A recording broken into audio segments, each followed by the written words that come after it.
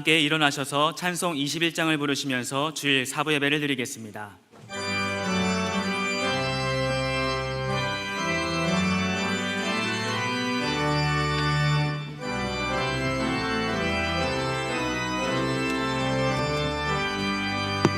다 찬양하여라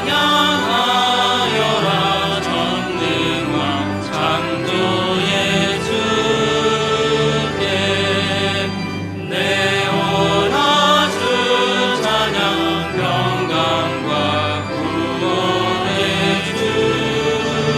주님 성도들아 주 앞에 이제 나와 즐겁게 찬양하여라. 다 찬양하여라. 놀라운 만유의 주께 포근한 날개를 늘 불러주시는 주님 성도들아 주님의 뜻 안에서 내 소원 다 이루리라. 다 찬양하여라. 온 몸과 마음을 바쳐 이 세상 만물이 주 앞에 다 나와 찬양 성도들아 기쁘게 소리 높여 영원히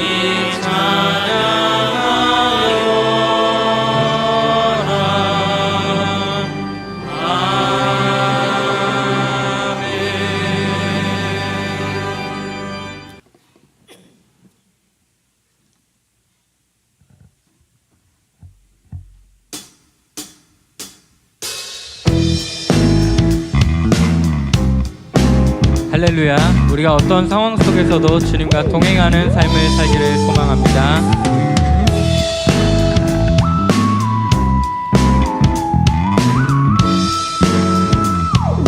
주와 같이 길 가는 건 주와 같이 길 가는 것 즐거운 일 아닌가. 우리 주님 걸어가신 발자취를 주와 같이 길 가는 것 즐거운 일 아닌가. 우리 주님 걸어가신 발자취를 한 걸음 한 걸음 주 예수와 함께 날마다 우리는 걷겠네.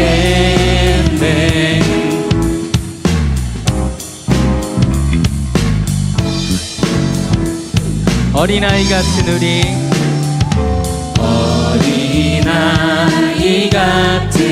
우리 미련하고 약하나 주의 손에 이끌리어 생명길로 가게. 어린아이 같은 우리 미련하고 약하나 주의 손에 이끌리어 생명길로 가게.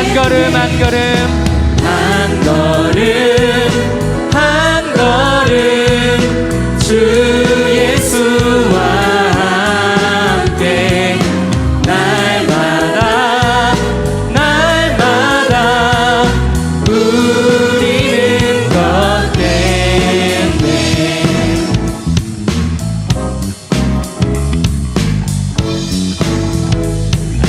꽃이 피는 들판이나 꽃이 피는 들판이나 험한 골짜기라 주님께서 인도하는 대로 우리가 주와 함께 가겠습니다. 주와 같이 한 걸음 한 걸음 한 걸음 한 걸음 주 예수와 함께 날마다 날마다 우리는 주님과 한 걸음 한 걸음 한 걸음 한 걸음 주 예수와 함께 날마다 날마다 주님과 함께 우리는 걷겠습니다. 한 번 더 한 걸음 한 걸음 한 걸음 주 예수와 함께 날마다 날마다 우리는 걷겠네.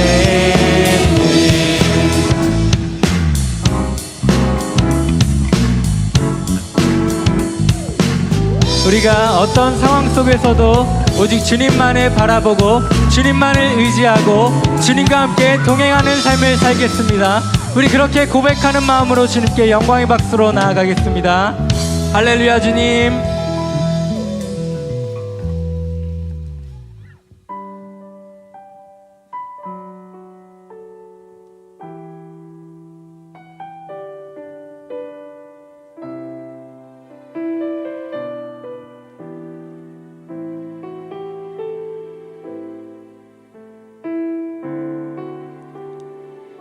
나의 가는 길 나의 가는 길 주님이 인도하시네. 그는 보이지 않아도 날 위해 일하시네. 주 나의 인도자 항상 함께 하시네. 사랑과 힘 베푸시며 인도하시네. 인도하시네. 나의 가는 길 나의 가는 길 주님이 인도하시네. 그는 보이지 않아도 날 위해 일하시네.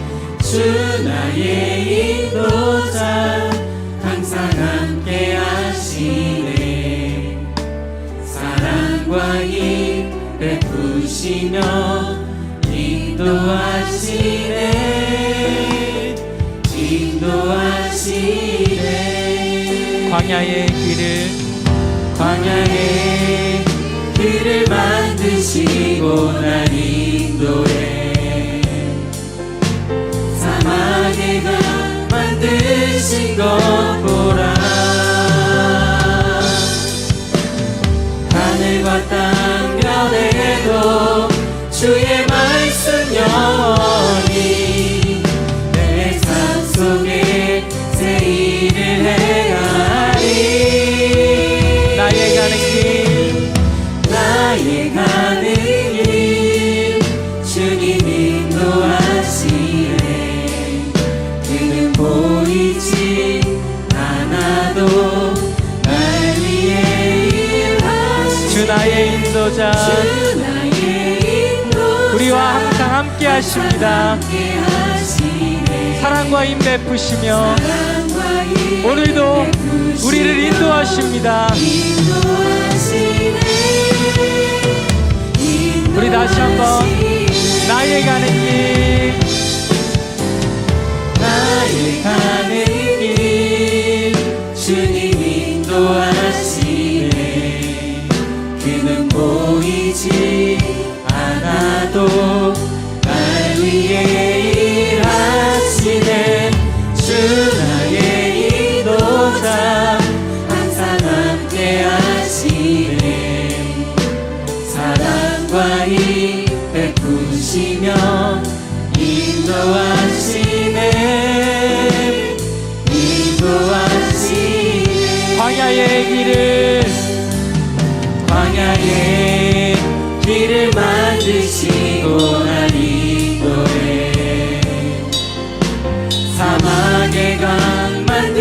주신 것 보라. 하늘과 땅 변해도 하늘과 땅 변해도 오직 주님의 말씀만 영원하실 것입니다. 내 삶 속에 새 일을 행하리. 나의 가는 길 나의 가는 길 주님 인도하시네. 그는 보이지 않아도 날 위해 일하시네. 주 나의 인도자 항상 함께 하시네. 사랑과 힘 베푸시며 인도하시네. 인도하시네.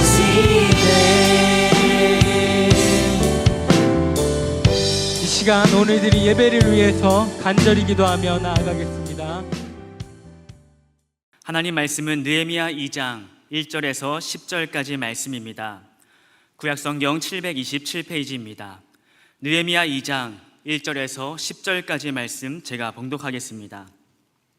아닥사스다 왕 제20년 니산월에 왕 앞에 포도주가 있기로 내가 그 포도주를 왕에게 드렸는데 이전에는 내가 왕 앞에서 수심이 없었더니 왕이 내게 이르시되 내가 병이 없거늘 어찌하여 얼굴에 수심이 있느냐.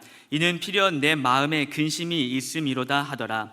그때에 내가 크게 두려워하여 왕께 대답하되 왕은 만세수를 하옵소서. 내 조상들의 묘실이 있는 성읍이 이제까지 황폐하고 성문이 불탔사오니 내가 어찌 얼굴에 수심이 없사오리이까 하니 왕이 내게 이르시되 그러면 내가 무엇을 원하느냐 하시기로 내가 곧 하늘의 하나님께 묵도하고 왕에게 아뢰되 왕이 만일 좋게 여기시고 종이 왕의 목전에서 은혜를 얻었사오면 나를 유다 땅 나의 조상들의 묘실에 있는 성읍에 보내어 그 성을 건축하게 하옵소서 하였는데 그때에 왕후도 왕 곁에 앉아 있었더라.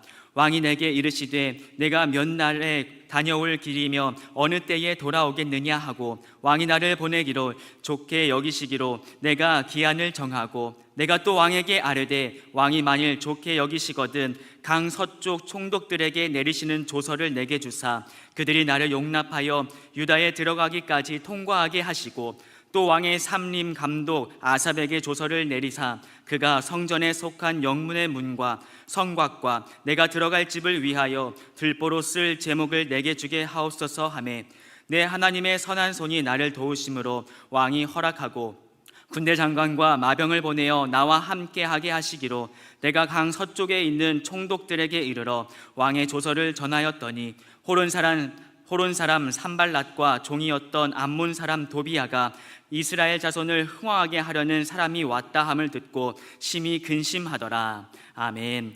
이 시간 시온 찬양대의 찬양이 있겠습니다.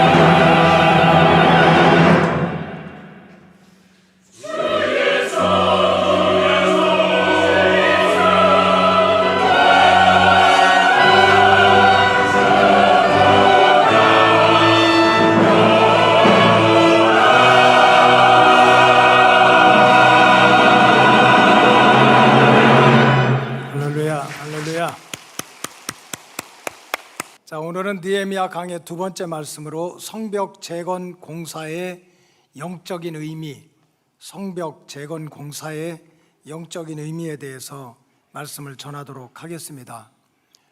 지난주에 말씀드렸습니다. 느헤미야는 주전 예수님 오시기 한 450년경에 지금 이란 지역입니다.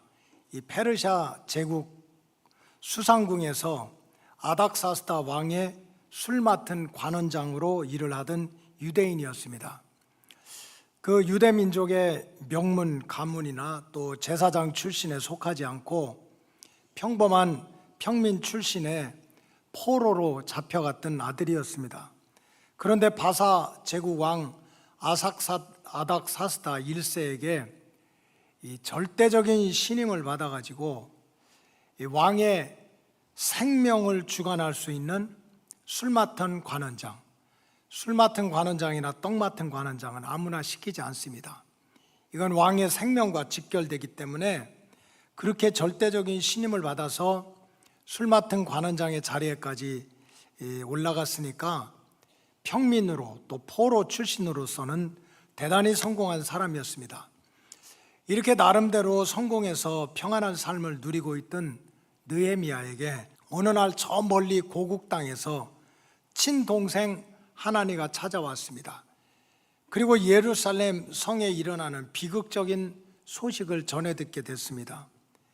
고국 땅에 남아있는, 포로로 끌려가지 않아서 평안하게 살 줄 알았는데 고국 땅에 남아있던 백성들이 친족들과 동족들이 큰 환난과 또 이방인들로부터 능욕을 받고 있다는 소식입니다.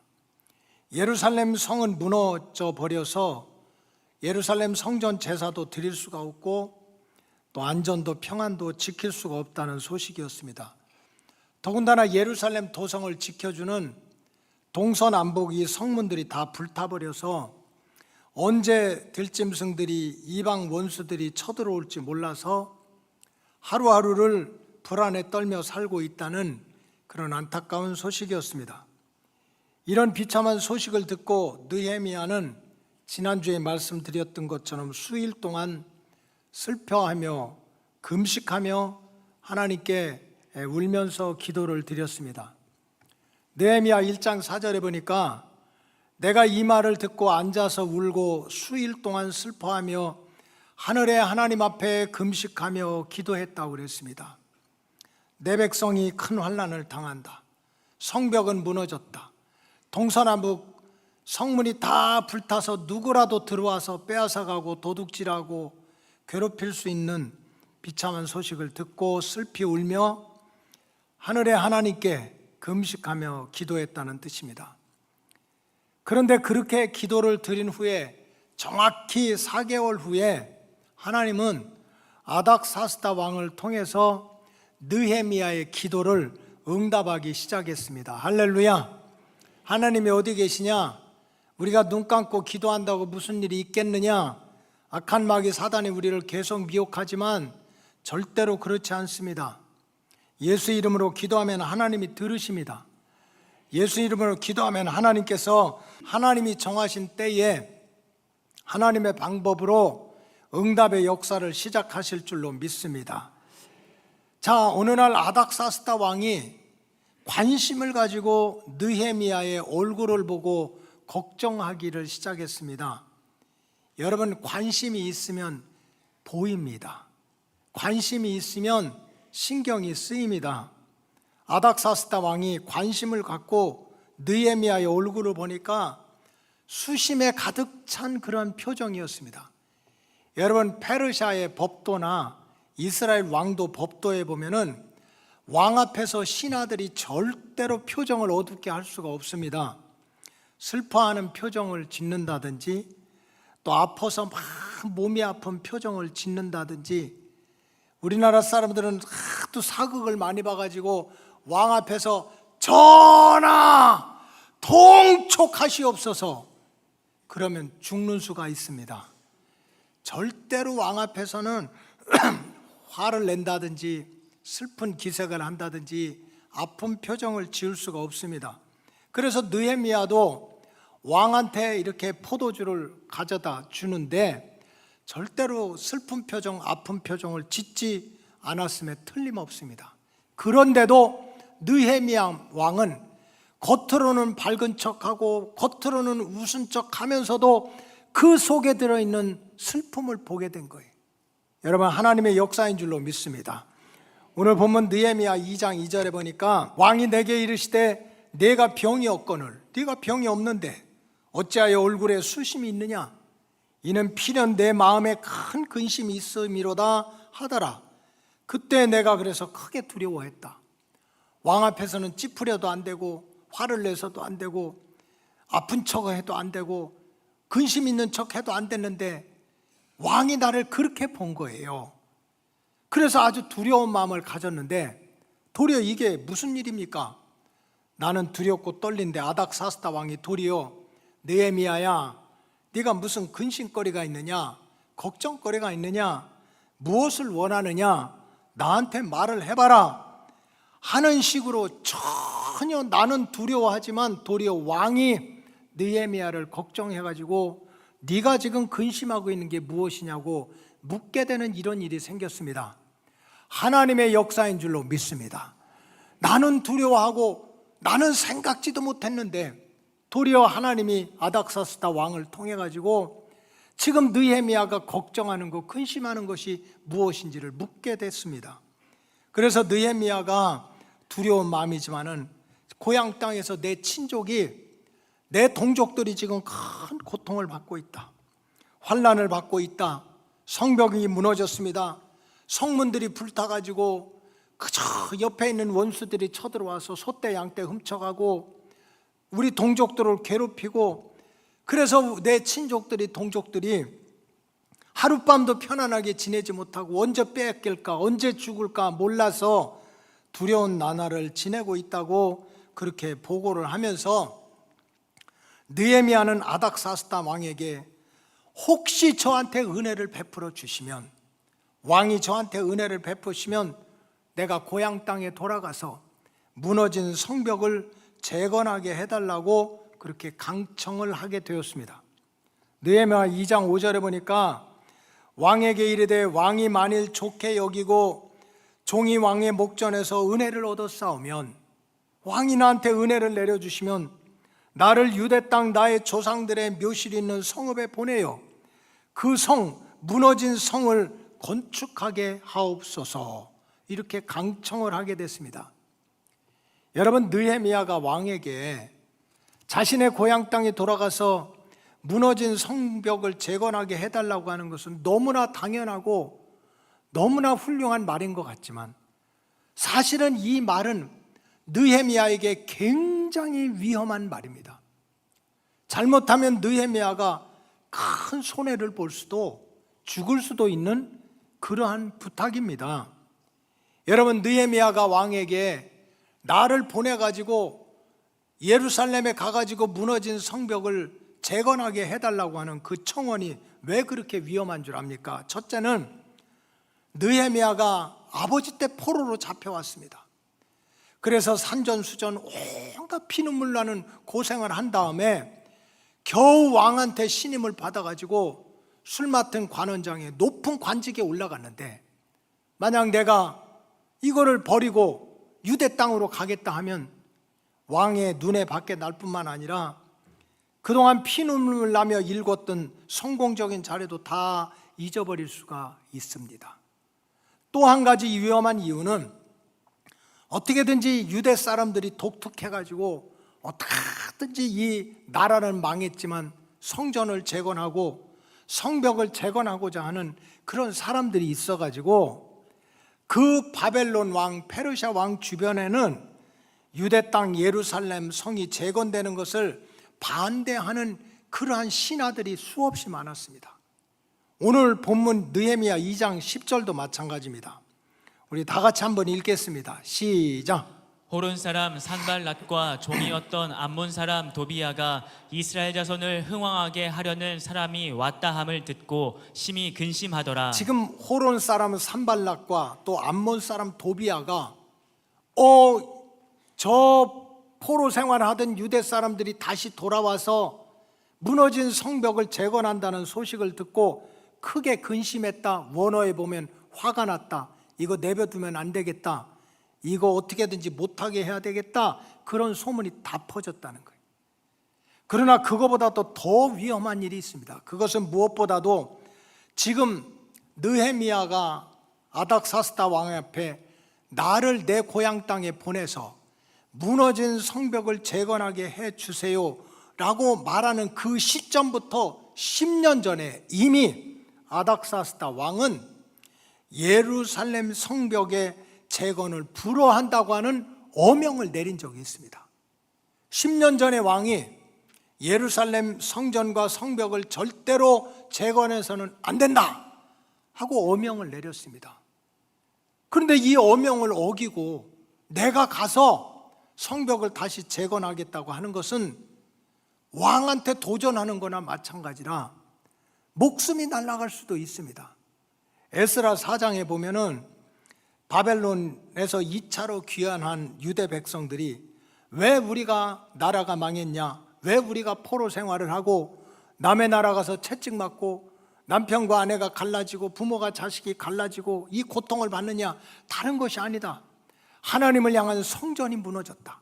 그래서 성전을 재건하고자 했을 때 이때 이방 사람들, 주변에 있는 사람들이 막 유대인들을 모함을 했습니다. 바벨론의 왕한테 이간질을 시켰습니다. 유대인들이 성벽을 쌓고 왕에게 대적하려고 한다. 유대인들이 성벽을 쌓아서 힘을 기른 후에 조공과 관세와 통행세 등을 왕한테 바치지 않으려고 한다. 그러니까 왕은 절대로 유대인들이 성전을 재건한다든지 성벽을 쌓지 못하게 해라 하는 말을 듣고 아닥사스다 왕이 예루살렘 성전을 재건한다든지 성벽을 쌓는 자에게는 자손 대대로 벌을 주겠다고 그렇게 명령을 내렸습니다. 그 증거가 에스라 4장 23절에 이렇게 나옵니다. 아닥사스다 왕의 조서, 초본이 어명이죠. 르흥과 서기관 심세와 그의 동료 앞에서 낭독되매 그들이 예루살렘으로 급히 가서 유다 사람들을 보고 권력으로 억제했습니다. 누구의 권력입니까? 왕의 권력으로 억제해서 공사를 하지 마라, 그렇게 한 거예요. 성전을 재건하고 무너진 성벽을 재건하지 말아라. 그래서 24절에 보면 이에 예루살렘에서 하나님의 성전 공사가 바사왕 다리오 제2년까지 중단됐다. 지금 우리가 생각하기에 내 친족이, 내 동족이 고통을 받고 있습니다. 성벽이 무너졌습니다. 성문이 불탔습니다. 그래서 내가 도와줘야 되겠습니다 하는 것이 지극히 당연한 일 같지만 사실은 느헤미야에게는 아주 위험한 그러한 청원입니다. 자기 신분을 잃어버릴 수도 있고 반대파들로부터 공격을 받을 수도 있고 더군다나 어명을 어기는 일입니다. 목숨이 날아갈 수가 있습니다. 그럼에도 불구하고 느헤미야는 이렇게 위험하고 두렵고 떨린 그러한 일이었지만 어떻게든지 내가 죽더라도 이 성벽을 재건해야 된다. 내 관직을 잃어버리더라도 성벽을 재건해야 된다. 반대파들이 나를 모함을 한다 하더라도 성벽을 재건해야 된다. 이런 일념을 가지고 왕한테 간절히 청원을 했는데 이게 웬일입니까? 아닥사스다 왕이 느헤미야에 충성되고 두려워먹고 진실된 모습과 마음을 보고 고향 땅에 돌아가서 예루살렘 성벽 재건 공사를 하라고 말만 한 것이 아니라 군대도 보내주고 마차도 보내주고 일꾼도 보내주고 나무도 보내주고 아멘 할 때까지 그냥 다 이거는 목숨을 위태롭게 하는 것이 아니라 허락만 해주는 것이 아니라 성벽을 재건할 수 있도록 재료까지 사람까지 다 보내주었다 하는 것이 오늘 우리가 읽은 내용입니다. 여러분, 그렇다면 느헤미야가 이처럼 간절하게 자기 자리도 잃어버릴 수 있는데 목숨도 잃어버릴 수 있는데 어떻게 성전 재건 공사를 하려고 이렇게 왕한테 간절하게 청을 했겠습니까? 물론 그 이유는 말할 것도 없이 고국 땅에 있는 친족과 동족들이 비록 나는 포로 생활을 하다가 성공해서 왕궁에 살고 있지만 저 멀리 살고 있는 친족과 동족들이 더 이상 환난을 받으면 안 되겠다, 모욕을 당해서는 안 되겠다. 성벽이 무너지고 동서남북 성문이 불타서 그저 원수들도 쳐들어오고 지나가는 짐승들도 들어와서 소떼양떼 훔쳐가고 도둑질하고 물고 뜯고 이런 고통을 당해서는 안 되겠다 하는 그러한 안타까움을 마음 가지고 자기 백성들에게 평안함과 안전함을 주기 위한 목적으로 성벽을 재건했다고 하는 것은 의심할 여지가 없는 그러한 이유입니다. 그럼에도 불구하고 느헤미야가 정말 애국애족하는 마음으로 무너진 성벽을 재건함으로 동족들에게 평안함과 안전함을 줬다 하는 것이 성경의 목적입니까? 지금 느헤미야가 행했던 성벽 재건의 역사는 당연히 2500년 전에 고통받는 자기 민족, 자기 백성들한테 평안을 주고자 하는 뜻도 있지만 느헤미야가 무너진 성벽을 재건했다고 하는 역사는 오늘을 살아가는 우리들에게도 또 다른 깊은 영적인 진리를 보여주고 있다는 사실을 깨달아야만 됩니다. 이건 2500년 전에 오직 성벽을 잃어버리고 성문이 터져서 고통받던 그 사람들만 위한 것이 아니라 오늘을 살아가는 우리들에게도 깊은 영적인 진리를 주고 있다는 이런 사실을 깨달아야만 됩니다. 즉 느헤미야가 행한 성적 재건 공사의 영적 의미는 첫째는 따라 하시기 바랍니다. 울타리가 있어야 한다. 정말 우리가 이 땅에서 영적으로나 육신적으로 공격받지 않고 평안한 삶을 살기 위해서는 최소한도 우리 신앙생활에서도 영적인 울타리가 있어야 된다는 거예요. 성벽이 없는 예루살렘 도성이 얼마나 위험했습니까? 동서남북 성문이 다 불타버린 유대 백성들은 얼마나 하루하루를 전전긍긍하고 살았습니까? 동서남북 문이 다 터져버리니까 그저 언제 짐승들이 원수들이 공격해 올지 모르니까 하루도 두 다리 펴고 평안하게 살 수가 없었습니다. 여러분, 우리의 신앙의 현장도 마찬가지입니다. 내가 그냥 교회만 왔다 갔다 한다 이거 가지고 안 됩니다. 내 믿음을 지켜주는, 내 신앙을 지켜주는, 내 사명을 지켜주는 울타리가, 영적인 울타리가 있어야 될 줄로 믿습니다. 성벽도 없고 성문도 없는 신앙생활, 즉 영적 울타리가 없는 삶은 언제 누구에게든지 공격을 받을 수도 있고 미혹을 받을 수도 있다는 것을 깨달아야 돼요.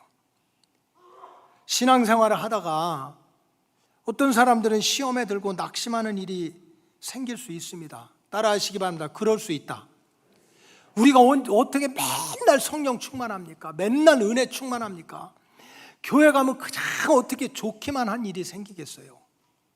사람들끼리 모이는 건데 우리가 신앙생활을 하다 보면 시험에 들기도 하고 낙심하는 일이 생기기도 합니다. 정상입니다. 또 어떤 성도들은 그저 어릴 때부터 그렇게 믿음 생활했는데 이게 웬일입니까? 어느 순간에 그렇게 조심해라 그렇게 조심해라 했는데도 목사님 말씀, 성도들의 말을 다 무시하고 이단의 미혹을 당해가지고 자기 영도 망하고 육신도 망하고 가정도 망하고 자녀들도 잃어버리고 아주 이 땅에서부터 지옥의 불구덩이로 떨어지는 사람들을 우리 주변에서 얼마나 자주 보고 있습니까? 왜 이런 일들이 생깁니까? 내가 예수 믿는데 교회 다니는데 예배는 드리는데 왜 이런 상처받고 낙심하고 깨지고 이단에 빠지고 정말 이 땅에서부터 평안을 누리지 못하고 고통스러운 삶이 우리에게 다가옵니까?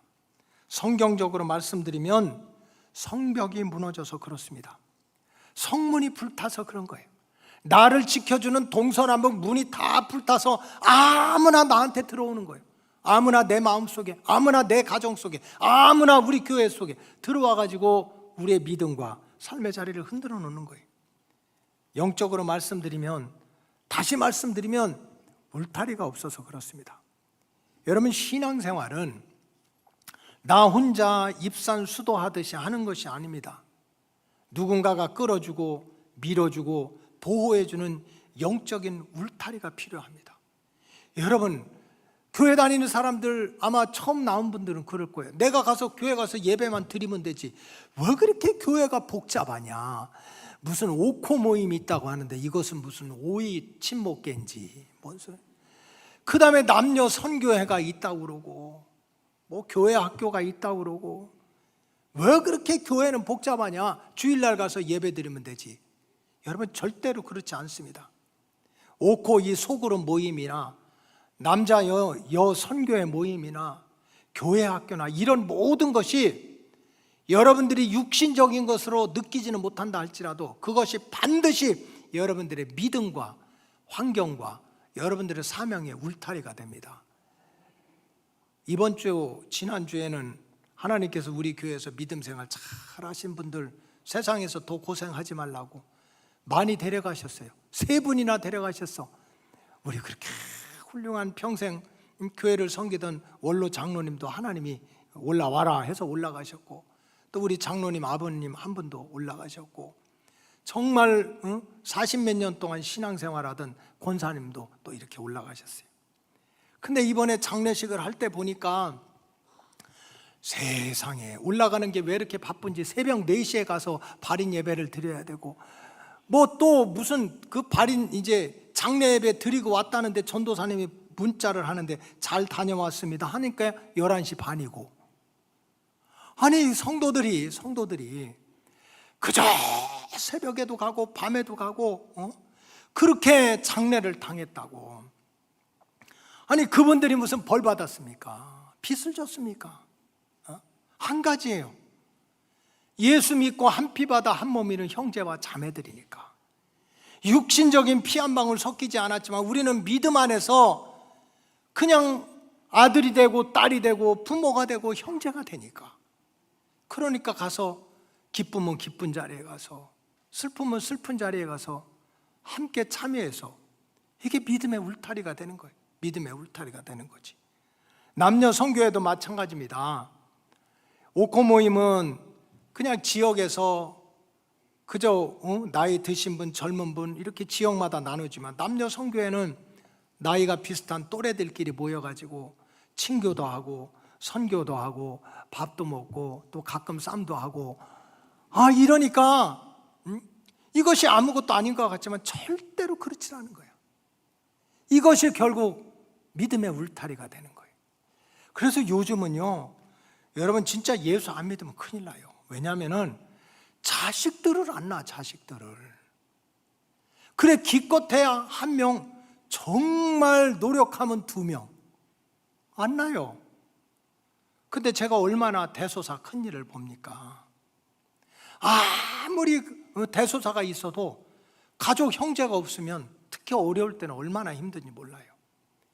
근데 세상에 내가 믿음 생활 잘한 것도 아니고 충성한 것도 아니고 그저 예배 빠지기를 그냥 밥 먹듯이 해가지고 많이는 안 빠졌어요. 2주에 2번 빠지고 뭐 이러면서 그 다음에 한 달에 4번 주일날 빠지고 뭐 많이 빠진 거 아니잖아. 한 달에 4번 빠지고 이랬는데도 내가 어려운 일을 당한다고 막 와서 위로도 해주고 그냥 철야도 해주고 눈물도 뿌려주고 밥도 날려다 주고 왜 그럽니까? 울타리이기 때문에 그래요. 울타리. 여러분 교회 학교도 여러분들 자녀들에게 울타리인 거예요. 그래서 여름이나 겨울에 수련회 시즌에 가면 제가 난리치잖아요. 제발 좀 학원 귀신도 떨쳐버리라고. 아니 애들 여름이나 겨울에 그냥 학원 하루 이틀 안 보내면 큰일 나는 줄 알아. 큰일 나는 줄 알아. 그래서 교회에서 수련회하고 여름 성경학교 하는데 안 보내요. 너 절대로 학원 가야 된다고 착각하는 거예요. 여러분 정말 그 짧은 시간에 교회 와서 애들이 노는 것 같지만 그저 밥 먹는 것 같지만 들고 뛰는 것 같지만 그러나 그 시간에 하나님을 만나고 하나님의 도우심을 받아서 하나님이 책임지는 은혜를 받게 될 줄로 믿습니다. 그래서 이 교회가요 사실은 영적인 울타리입니다. 방학 때가 되면요 우리 중고등학생들이 교회 많이 와요. 4층은 자기들 방이 있거든요. 중등부실, 고등부실. 난리도 아니에요. 책을 다 펴놓고요. 펴놓고 있어요. 펴놓고.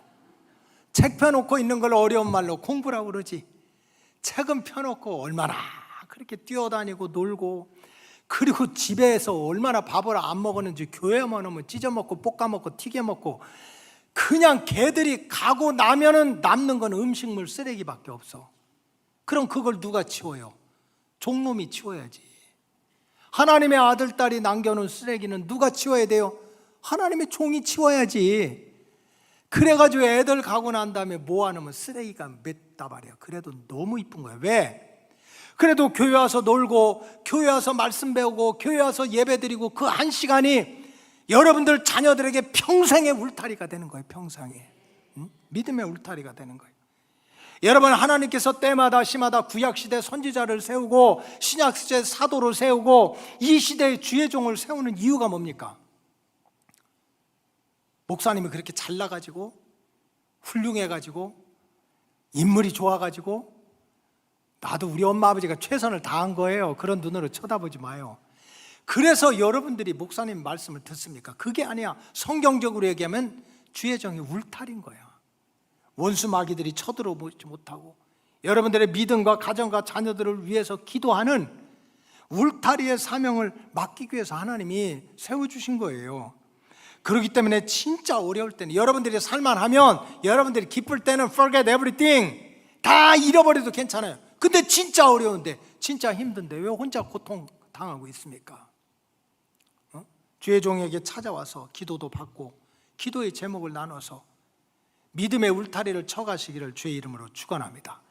지금 느헤미야가 2500년 전에 자기 관직을 내려놓고 반대파들이 생기고 죽을 수도 있는데도 내가 고향 땅에 돌아가서 무너진 성벽을 재건하겠다고 하는 것은 단순하게 가서 내가 그냥 사람들 마음 모아서 정치 잘해서 왕이 되고 장군이 되고 그 다음에 뭐 군사적으로 경제적으로 지키겠다, 그런 게 아닙니다. 성벽이 무너진 걸 세우는 것은 믿음의 울타리를 만들어 주자는 거예요. 더 이상 악한 영들이, 악한 마귀 사단 세력들이 쳐들어오지 못하는 믿음의 울타리를 만들어 주자는 거예요. 두 번째로 느헤미야가 고향 땅에 돌아가서 성벽을 재건하려고 했던 것은 삶의 경계선을 만들어 주기 위해서입니다. 경계선을 만들어 주기 위해서. 여러분, 담은 울타리지만은 이것이 또 경계선이 되기도 합니다. 안과 밖을 구별하는 경계선이고, 집안 식구와 바깥선을 구별하는 게 담 아닙니까?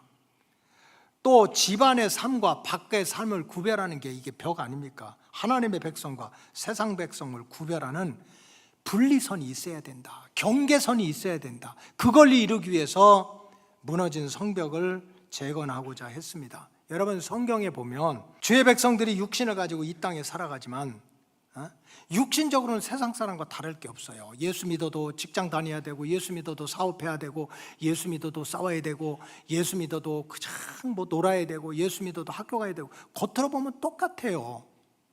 그러나 영적으로는 분명히 세상 사람들과 삶의 목적이 달라야 되고, 내용이 달라야 되고, 방향이 달라야 돼요.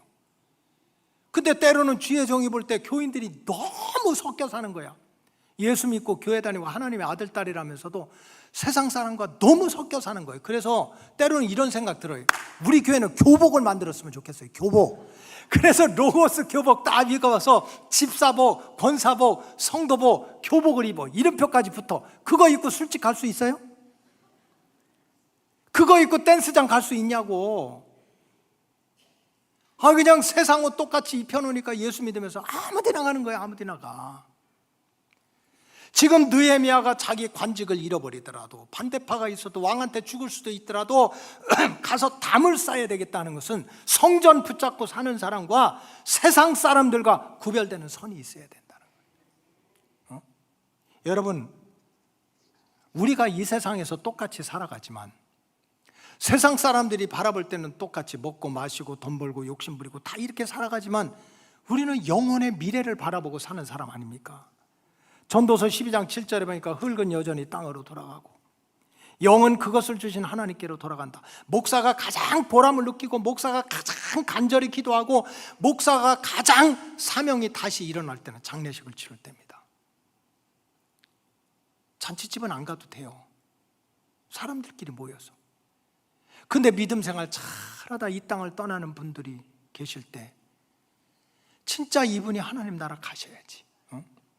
육체는 땅 속에 들어가면 흙 아닙니까? 불 속에 들어가면 재지. 장군이 들어가도 흙이고 재요. 그러나 흙은 여전히 땅으로 돌아가지만 영은 그것을 주신 하나님께로 가서 천국이냐 지옥이냐 영생이냐 영벌이나 심판을 받는데 정신을 바짝 차려야지. 세상 사람들이 볼 때 우리는 똑같이 사는 것 같지만 예수 믿는 사람들은 야, 이 세상이 아니라 저 세상이 있다, 영혼의 미래가 있다는 것을 보고 사는 사람이야. 디모데후서 4장 7절에 보면 나는 선한 싸움을 싸우고 나의 달려갈 길을 마치고 믿음을 지켰다고 그래요. 사도 바울이 어느 순간에 예수님 만난 다음에는 절대로 싸움이 얼마나 못된 싸움이 있습니까? 남을 걸 빼앗는 싸움, 괴롭히는 싸움인데 선한 싸움만 싸우고 달려갈 길을 마치고 믿음을 끝까지 지키겠다는 거예요. 세상 부귀와 영화 잃어버려도 다 믿음을 끝까지 지키겠다는 거예요. 왜? 8절에 보니까 이제후로 나를 위해서 하늘 면류관이 예비되어 있다는 거예요. 여러분, 우리가 믿는 예수님이 죽고 난 다음에 천국 가라는 게 아니에요. 사후 천국만 얘기하는 것이 아닙니다. 이 땅에서도 예수 믿고 여러분들이 건강하고 예수 믿고 행복하고 예수 믿고 풍요롭고 내가 온 것은 양으로 생명을 얻게 하고 더 풍성히 살게 하는 게 예수님의 목적이야. 그럼에도 불구하고 예수님 뭡니까? 이 땅에서 누리는 부귀와 영화는 풀의 꽃과 같다는 거예요. 한순간에 풀의 꽃과 같아서 풀은 마르고 꽃은 떨어진다. 썩지 않는 하늘 면류관이 있다. 이 면류관을 바라보고 사는 게 예수 믿는 사람이라는 거예요. 한번 생각해 보십시오. 여러분들 친구와 동료와 뭐가 그렇게 차이점이 있습니까? 그래도 약간은 착하겠지. 아멘 안 하면 굉장히 심란한데 그래도 여러분들이 예수 안 믿는 직장 동료나 학생들보다는 약간은 착하지 않아요? 어수주 권사님, 우리 교수님, 그래도 다른 교수님들보다 약간은 착하지 않아? 저 교만 떠는 거 말하죠. 응? 교수가 하나둘이야. 그래도 우리 어수주 교수님이 약간은 착하잖아. 박 집사님 맞아요, 틀려요? 결혼 잘해서 부인이 이렇게 하느냐. 아이고, 잘났다 둘이 아주. 맞춰가면서 살아요. 예수 믿는 사람이 암만 타락해도요, 하나님 무서워서 못하는 거 많아. 그럼에도 불구하고 세상 사람들과 다른 점이 뭐냐면 그거 조금 착하고 거짓말 조금 덜하고 이런 게 아니에요. 영혼의 미래가 있는 거야. 썩지 않을 면류관이 있어. 그래, 내가 지금 힘들고 어려워도 천사장의 나팔 소리와 함께 주님께서 이 땅에 오시면 잘했다, 착하고 충성된 종아, 네가 고생했지, 네가 힘들었지, 그래도 나 하나 붙들고 하늘 면류관을 바라보고 살았으니 썩지 않을 면류관을 받아라 하는 이 목적을 향해서 달려가는 것이 저와 여러분들인 줄로 믿습니다. 그게 영적인 경계선이 있는 거야. 똑같이 사는 것 같지만. 그래서 사도 바울은 갈라디아서 1장 10절에 보니까 이제는 나는 사람들을 기쁘게 하랴, 하나님을 기쁘게 하랴, 사람들만 기쁘게 하려고 산다면 하나님의 종이 아니라고 그랬어요. 영혼의 미래가 있어. 하늘의 면류관이 있어. 그럼 우리는 누구를 기쁘게 살아야 됩니까? 하나님이 무시해도 되고 그냥 오가는 아무것도 아니라면 하나님 무시해도 돼요. 근데 하나님은요, 우리의 영혼의 미래를 책임질 분이야. 영혼의 미래를 심판하실 분이야. 하늘 면류관을 주실 분이야. 그러니까 내가 이 땅을 살아가는데 먹든지 마시든지 항상 이것이 그래도 하나님이 좀 기뻐하는 게 뭘까? 이걸 생각하고 살아야 된다는 거지. 세상 사람들은 나를 어떻게 하면 행복할까 할까? 내 가정을 어떻게 기쁘게 할까? 내가 어떻게 하면 참 깃발 날리는 삶을 살까? 그것만 생각하는데 우리가 조금 다른 점은 하나님을 어떻게 기쁘시게 할까? 여기 우리 남자분들 계신데, 남자 집사님, 성도님들도 계신데, 만약 여러분들이 카페 골목 다니면서 그저 담배 딱 꼬나 물고 팍팍 하는 것이 하나님을 기쁘시게 하는 거라면 쌍담배 물고 다니세요. 쌍담배. 하나님을 기뻐하시는 일이고, 막 콧구멍에서 막 기차가 왔다 갔다 하게 하라고. 이따 우리 청년들한테도 이제 얘기할 건데 2시에 요즘에 여름 되면 우리나라도 참 여름 되면 치맥이 제일 많이 팔린대요. 여러분, 치맥이 뭔지 아세요? 이거 아는 사람들은 회개해야 돼. 우리 로고스 교인들은 치맥이 뭔지 몰라. 뭐만 알아? 성경만 알지. 근데 치맥이 그래서 여름 되면 우리나라도 유럽처럼 무슨 스트리트 이 마켓이 형성이 돼가지고 길거리에서 이렇게 탁 쳐놓고 그냥 이렇게 내가 설명해 줄게. 여러분 아무것도 모르니까 치킨하고 맥주 갖다 놓고 꽈배기? 아니야, 이게 뭐지? 하여간 명태 쬐끄만 거 말려놓은 거. 한장로님 뭐죠?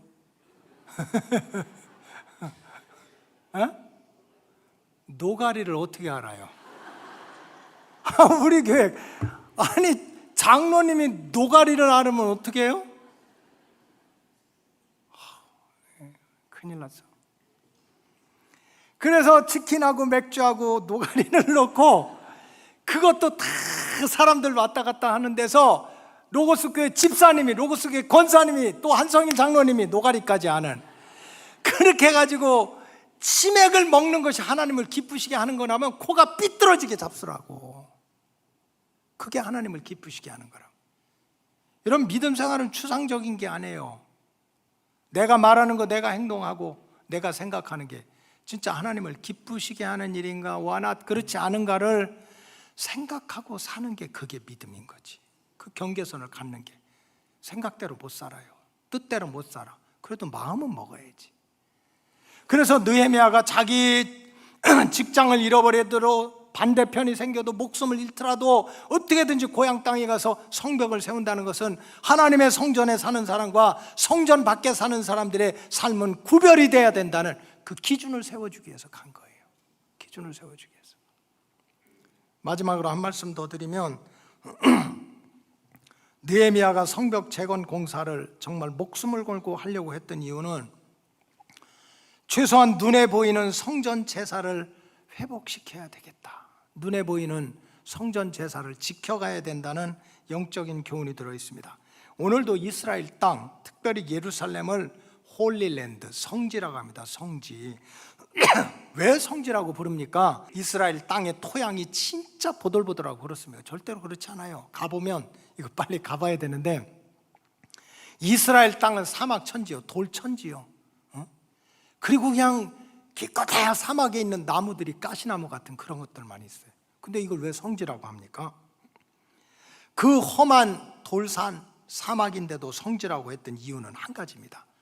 하나님을 예비하는 성전이 있기 때문에 성지라고 한 거예요. 성전. 그래서 오늘날도 교회를 성전이라고 부르는 이유는, 교회가 뭐 특별합니까? 이 나무가 특별합니까? 이 마이크가 특별합니까? 무슨 뭐 여러분들 의자가 특별합니까? 똑같아요. 그런데 이걸 성전이라고 하는 이유는 하나님을 예배하는 거룩한 처소이기 때문에 성전이라고 부르는 거예요. 여러분, 느헤미야가 관직도 내려놓고 위험을 무릅쓰고 유대 땅에 돌아가서 예루살렘 성벽을 재건하려고 했던 이유가 뭡니까? 고향 땅에 돌아가서 사람들의 마음을 사서 세상 정치가 되고 장군이 되고 무슨 경제적인 걸 지키려고 하는 것이 아닙니다. 어느 순간에 성벽이 무너지고 동서남북 성문이 뚫리면서 이스라엘 백성들이 목숨 걸고 지켜왔던 성전 제사가 허물어지기 시작한 거예요. 예루살렘 성벽이 무너지고 동서남북 성문들이 불타버리니까 시도 때도 없이 아무나 들어옵니다. 아무나. 우상도 들어오고 이방신도 들어오고 세상 물결이 막 돌아와요. 동서남북에서 그냥 이런저런 물결이 다 들어와요. 결과적으로는 예루살렘 성전이 오염이 되고 성도들의 마음이 오염이 돼서 결과는 제사를 잃어버린 거예요. 그렇게 바쁘고 힘들어도 포로 생활을 하고 전쟁이 나도 안식일을 지켰던 그 믿음, 유월절을 지켰던 그 믿음, 초월절을 지켰던 그 믿음이요, 다 사라진 거예요. 오염이 돼서. 동서남북에서 막 들어온 짐승 때문에, 우상 때문에, 이단 때문에 오염이 돼가지고.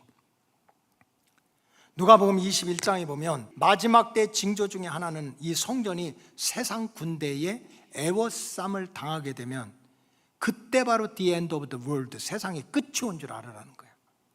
누가복음 21장 20절에 보면 너희가 예루살렘이 군대들에게 애워싸이는 것을 보거든 그 멸망이 가까운 줄을 알아라 그랬어요.